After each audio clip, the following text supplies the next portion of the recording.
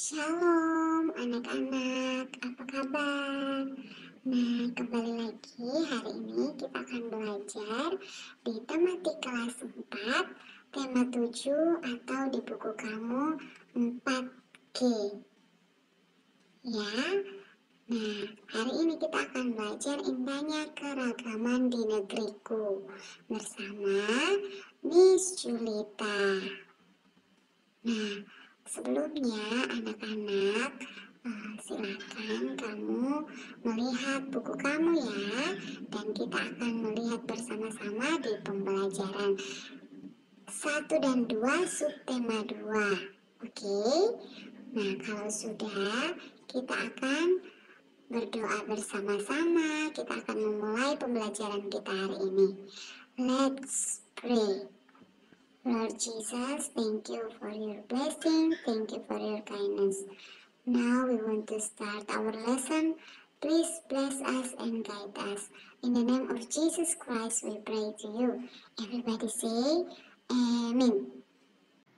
Nah, anak-anak, tujuan pembelajaran kita hari ini adalah yang pertama, menemukan kata-kata sulit dan menentukan gagasan pokok setiap paragraf dalam teks. Yang kedua, melakukan percobaan listrik statis.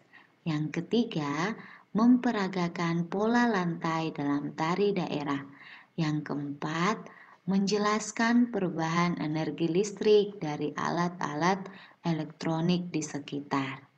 Nah, kita akan membaca bersama-sama sebuah cerita dan sebuah pengetahuan tentang suku Kajang.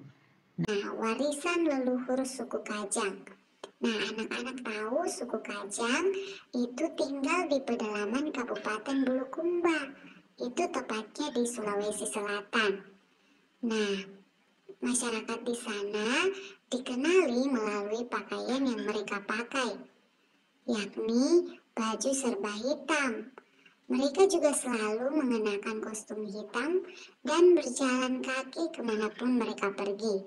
Nah, anak-anak, menurut mereka, pakaian hitam memiliki makna kebersahajaan, kesederhanaan, serta kesetaraan seluruh anggota masyarakatnya. Nah, mereka juga memakai pakaian hitam agar mereka selalu ingat akan kematian. Nah, makna kesetaraan juga dapat terlihat dari bentuk bangunan rumah yang ada di daerah tempat tinggal mereka. Nah, coba kamu lihat anak-anak, semua model, ukuran, dan warna terlihat serupa dengan atap rumbia dan dinding papan. Nah, sebuah rumah berdinding bambu hanya dimiliki oleh pemimpin mereka yang disebut dengan Amatoa. Nah, anak-anak, masyarakat suku Kajang ini masih memegang teguh tradisi nenek moyang, yakni papasang, yang artinya hidup sederhana. Jadi, masyarakat suku Kajang itu menolak kemegahan dunia anak-anak. Nah, di sana juga tidak ada listrik ditemukan. Nah, masyarakat suku Kajang itu akan menolak kehadiran listrik di daerah mereka. Nah, menurut mereka anak-anak, listrik merupakan bagian dari bentuk kemewahan dunia. Sehingga mereka tidak menggunakan peralatan elektronik apapun. Karena bagi mereka, modernisasi dapat menghalangi hubungan dengan para leluhur. Nah, jadi di sana itu masih belum menggunakan listrik anak-anak dan mereka menolak kalau ada listrik yang didatangkan dari kota atau dari tempat-tempat lain. Mereka masih menolak adanya listrik. Seperti itu anak-anak. Nah, kemudian suku Kajang itu terbagi atas dua, yakni suku Kajang Dalam yang tinggalnya di Dusun Benteng dan suku Kajang Luar itu sudah tersebar di 7 desa di Bulukumba anak-anak.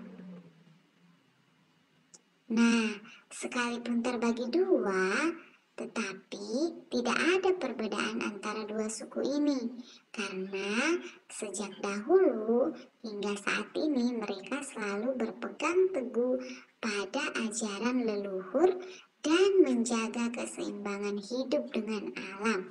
Jadi mereka masih sangat bergantung pada alam dan tidak terlalu terpengaruh dengan masa-masa kini atau zaman yang semakin baru. Mereka tidak terlalu terpengaruh dengan hal-hal itu anak-anak.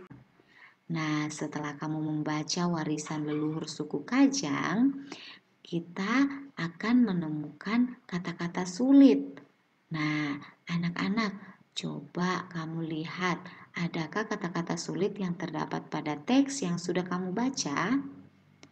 Nah, kalau ada, kita akan cari bersama-sama maknanya ya. Nah, ini. Nah, Miss contohkan ya. Ini ada beberapa kata sulit. Yang pertama, sorban. Nah, sorban itu artinya ikat kepala atau tutup kepala yang lebar. Nah, di dalam cerita tadi berarti ikat kepala atau tutup kepala yang lebar ini dipakai oleh orang-orang yang ada di suku Kajang. Kemudian rumbia, ada namanya rumbia. Nah, rumbia ini adalah palem yang hidup atau tumbuh di rawa-rawa dan daunnya dapat dibuat atap. Itulah yang menjadi atap di rumah masyarakat Kajang, masyarakat suku Kajang ya. Dan yang ketiga itu modernisasi. Modernisasi itu kata sulit ya anak-anak ya. Nah, modernisasi itu apa? Itu proses pergeseran sikap dan mentalitas sebagai warga masyarakat untuk dapat hidup sesuai tuntutan masa kini. Nah, karena tadi suku Kajang tidak menerima modernisasi, jadi mereka tidak mau hidup dengan tuntutan yang ada saat ini. Mereka tetap mengikuti kehidupan leluhur mereka. Nah, kemudian yang keempat, kita menemukan peralatan elektronik. Nah, peralatan elektronik artinya peralatan yang bekerja menggunakan listrik anak-anak. Dan yang terakhir kita menemukan ada namanya tradisi atau kebiasaan turun-temurun yang masih dijalankan oleh masyarakat. Nah, tradisinya tadi ada ya, tradisi yang dijalankan oleh suku Kajang. Nah, setelah kamu menemukan kata sulit dan mencari artinya, sekarang kita akan melihat pokok pikiran dari setiap paragraf yang terdapat pada teks. Coba, apakah kamu menemukan pokok pikirannya anak-anak? Nah, kita akan lihat sama-sama ya, karena tadi di ceritanya tentang suku Kajang itu ada 3 paragraf, jadi kita melihat ada 3 paragraf dan kita akan mencari pokok pikirannya ya. Nah, yang pertama, pokok pikirannya itu setelah Miss baca dan anak-anak juga baca, kita melihat bahwa pokok pikirannya itu suku Kajang berada di pedalaman Kabupaten Bulukumba, Sulawesi Selatan. Kemudian yang kedua, paragraf kedua itu, pokok pikirannya itu masyarakat suku Kajang yang masih sangat teguh dalam memegang tradisi. Nah, pokok pikiran ini anak-anak biasanya terdapat di awal dan di akhir setiap paragraf ya. Nah, kamu bisa cari tahu nanti. Nah, yang ketiga kita menemukan suku Kajang terbagi 2, yakni suku Kajang dalam dan suku Kajang luar. Tapi dua-duanya itu masih tetap melakukan tradisi yang sama. Nah, itu untuk pokok pikiran ya, anak-anak. Semoga kamu bisa mengerti. Nah, anak-anak, menurutmu jika di rumahmu tidak ada listrik seperti yang di suku Kajang tadi, nah apa yang terjadi kira-kira di rumahmu jika tidak menggunakan listrik? Lalu sebenarnya apa manfaat listrik dalam kehidupan kita sehari-hari anak-anak? Nah, listrik itu mempunyai dua muatan, yaitu muatan positif dan muatan negatif. Nah, dua buah benda yang berbeda muatan dapat saling menolak atau tarik-menarik. Nah, tarik-menarik atau tolak-menolak pada dua benda bermuatan listrik anak-anak itu disebabkan oleh gaya listrik. Nah, benda yang bermuatan listrik sejenis jika berdekatan akan tolak-menolak. Nah, sedangkan dua buah benda dengan muatan yang berbeda atau tidak sejenis akan tarik-menarik saat didekatkan satu sama lain. Nah, gejala tarik-menarik antara dua buah benda seperti penggaris plastik dan potongan kecil kertas dapat dijelaskan menggunakan konsep muatan listrik anak-anak. Muatan listrik itu timbul karena adanya elektron yang dapat berpindah dari satu benda ke benda yang lain. Benda yang bermuatan positif adalah benda yang kekurangan elektron. Sedangkan benda yang bermuatan negatif adalah benda yang kelebihan elektron. Nah, apa yang terjadi jika sisir didekatkan dengan potongan kertas anak-anak? Ayo, ada yang bisa? Kenapa? Nah, kita akan mencoba percobaan listrik statis. Nah, ayo kita siapkan sisir plastik dan kertas. Coba anak-anak siapkan di rumah ya, dan ikuti percobaan listrik statis ini. Nah, yang pertama, anak-anak sobek kertas menjadi potongan-potongan kecil. Silakan disobek ya. Kemudian yang kedua, coba dekatkan sisir ke sobekan kertas. Nah, dekatkan sisirnya ke kertas yang sudah kamu sobek tadi. Sudah? Nah, itu waktu kamu mengamati peristiwa yang terjadi di langkah kegiatan pertama dan kedua ini, apa yang terjadi? Nah, kamu bisa lihat ya, pasti belum ada terjadi apa-apa ya. Nah, kemudian coba gosok sisir ke rambut selama 2 menit. Silakan kamu gosok sisirnya ke rambutmu ya, rambut kering ya, 2 menit. Nah, kemudian dekatkan lagi sisirnya ke sobekan kertas. Kira-kira apa yang terjadi?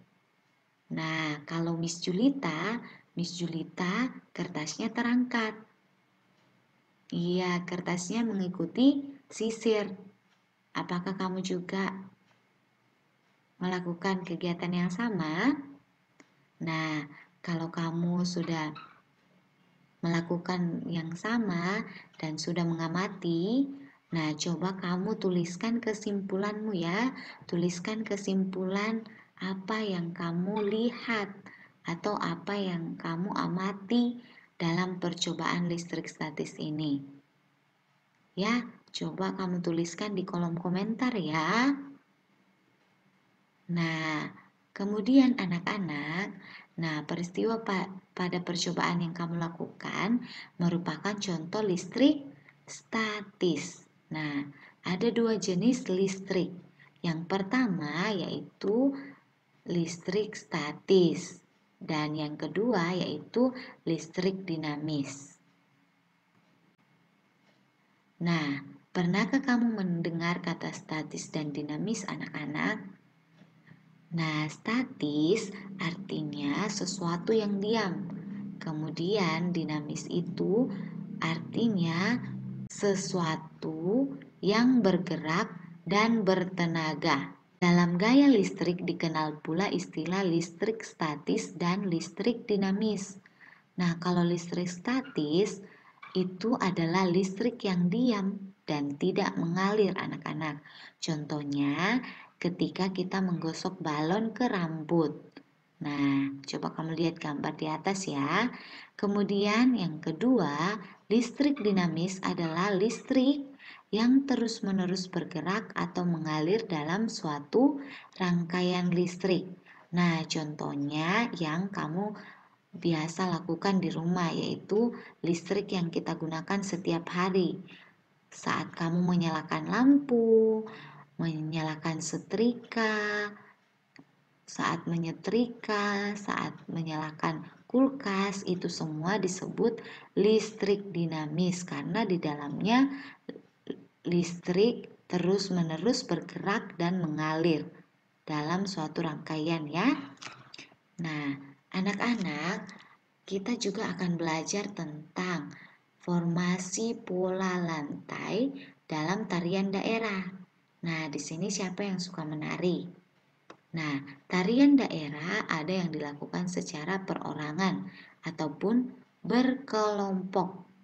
Nah, gerakan tarian setiap penari ditentukan oleh pola lantai, sehingga pola lantai biasanya diperlukan dalam sebuah pagelaran seni tari. Nah, pola lantai di atas panggung terdiri atas pola lantai lurus dan lengkung anak-anak. Nah, misalnya tari saman. Itu adalah contoh tari daerah yang menggunakan pola lantai lurus. Coba kamu lihat tari saman, pasti menggunakan pola lantai lurus ya. Kemudian tari kecak, kalau kamu lihat tari kecak, itu contoh tari daerah yang menggunakan pola lantai lengkung ya. Nah, pola lantai merupakan pola yang memandu gerakan penari ke arah yang ditentukan. Nah, pada dasarnya anak-anak, pola lantai tari berpasangan atau kelompok memiliki pola lantai sederhana. Nah, kita akan lihat ada pola lantai lurus anak-anak. Nah, pola lantai lurus ini terbagi lagi. Yang pertama itu pola lantai lurus horizontal. Nah, biasanya itu bergerak menyamping ke kiri atau ke kanan. Kemudian yang kedua, pola lantai lurus vertikal. Anak-anak sudah tahu kan yang mana horizontal dan yang mana vertikal? Nah, kalau vertikal bergerak maju mundur. Nah, kemudian pola lantai diagonal bergerak serong kiri atau kanan. Nah, kemudian pola lantai lurus juga dapat divariasikan menjadi bentuk zigzag, segitiga atau segi empat anak-anak. Nah, yang kedua, kita akan melihat pola lantai lengkung. Pola lantai lengkung itu ada namanya pola setengah melingkar. Nah, setengah lingkaran ya. Kemudian pola lantai melingkar penuh, berarti dia itu mengelilingi. Nah, pola lantai lengkung juga dapat divariasikan anak-anak. Bisa membuat angka 8, bisa spiral, bisa lengkung ke depan atau lengkung ke belakang. Nah, supaya lebih jelas, Miss Julita akan menjelaskan ya. Yang pertama, penari bergerak melalui garis lurus ke depan. Di sini kita sebut saja penari yang tanda ini adalah penari ya. Ini arah panahnya ke sini berarti penari bergerak melalui garis lurus ke depan. Kemudian yang kedua, melalui garis diagonal. Jadi penarinya di sini dia akan melalui garis ini, garis diagonal di sini. Jadi bergeraknya dari sini ke sini atau dari sini ke sini, diagonal ya, diagonal. Serong seperti itu. Kemudian penari bergerak melalui garis horizontal. Garis horizontal tadi anak-anak kita sudah belajar garis horizontal. Kalau garis horizontal itu menyamping. Nah, ini dia menyamping. Jadi gerakannya ke sini nanti. Kemudian penari bergerak melalui garis diagonal. Ini sama dengan yang bagian B. Oke? Ini same with B. And then untuk E itu penari bergerak melalui garis lurus ke depan. Ini sama juga dengan E, bagian E. Kemudian untuk F itu penari bergerak melalui garis lingkaran. Garis lingkarannya ini, jadi penarinya bergerak seperti ini, melingkar ya. Nah, itu untuk tari yang dilakukan secara perorangan. Kita akan melihat yang dilakukan secara berkelompok. Nah, yang pertama, formasi penari membentuk pola lantai diagonal. Misalkan ini penari 1, penari 2, penari 3, penari 4, dan penari 5. Nah, kelima penari ini itu akan membentuk pola lantai diagonal. Jadi formasinya seperti ini. Nanti mereka akan menari di pola yang sudah ditentukan ini ya. Kemudian ada namanya pola lantai segi 5. Penari membentuk pola segi 5. Ini penari pertama, penari kedua di sini, penari ketiga, penari keempat, penari kelima membentuk segi 5 kan anak-anak? Ya. Kemudian ada yang pola lantainya garis lurus ke depan. Jadi penari pertama, penari kedua, penari ketiga, penari keempat, penari kelima itu membentuk garis lurus ke depan. Nah, kemudian ada yang zigzag. Ini zigzag ya. Penari pertamanya di sini, penari keduanya, penari ketiganya di tengah, penari kelima, 4, penari kelima. Nah, itu membentuk pola lantai zigzag. Kemudian yang ini membentuk lingkaran. Jadi, misalnya ada 5 penari. Penari pertama di sini, penari kedua di sini, penari ketiga di sini, penari keempat di sini, penari kelima di sini. Mereka membentuk lingkaran dan nanti mereka juga arah menarinya seperti arah yang sudah ditentukan di sini ya, mengikuti pola lingkaran. Kemudian melalui garis diagonal. Ini sama seperti tadi, tapi dia serong ke kanan. Kalau yang tadi serong ke kiri. Ya, ini serong ke kanan ya. Kemudian dia akan melalui garis diagonal. Oke. Nah, kemudian anak-anak, ini adalah contohnya. Nah, ini tari saman. Ini kan tari saman. Horizontal kan? Berbentuk pola lantai horizontal. Nah, gambar pola lantainya ini gambarnya.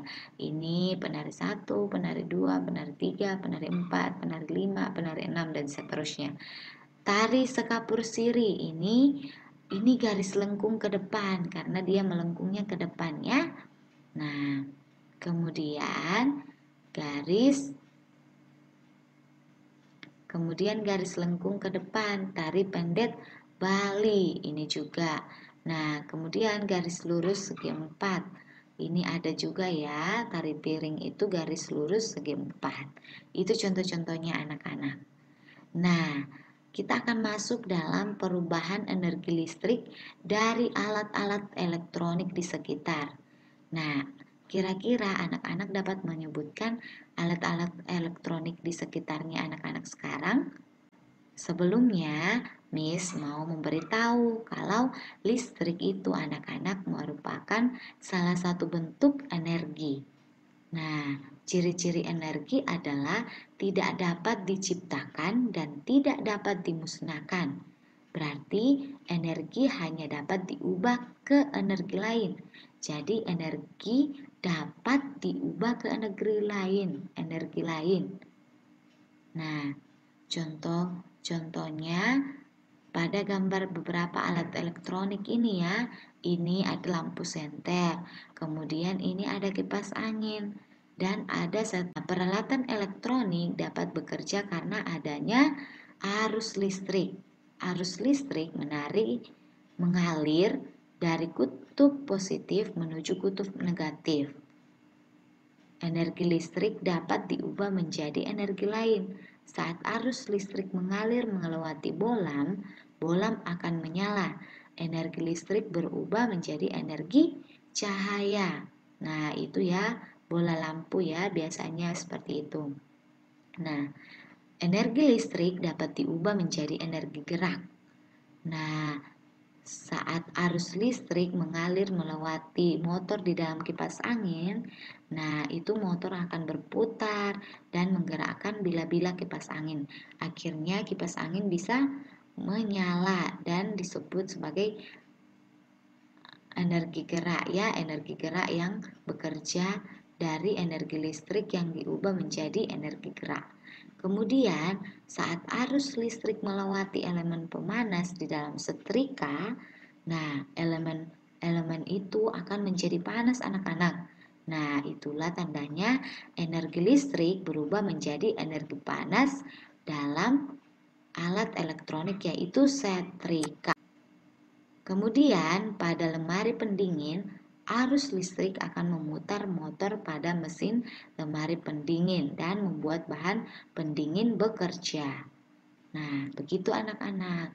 Kemudian, kita akan melihat perubahan energi listrik dari alat-alat elektronik di bawah ini. Nah, yang pertama, kita juga akan melihat fungsinya ya. Tentunya lampu itu fungsinya untuk menerangi.